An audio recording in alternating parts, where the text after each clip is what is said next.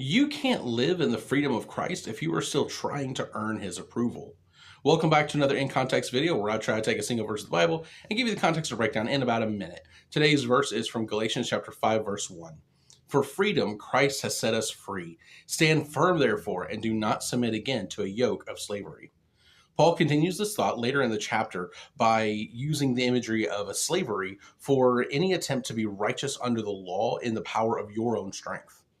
This view was so pervasive in the Galatian churches that many were turning away from the freedom they had in Christ and returning to a strict set of rules in hopes of attaining God's favor. Paul rightly calls this type of thinking and practice slavery, and uses terminology of a yoke to show how living according to the law binds you like a slave to something that will ultimately fail you.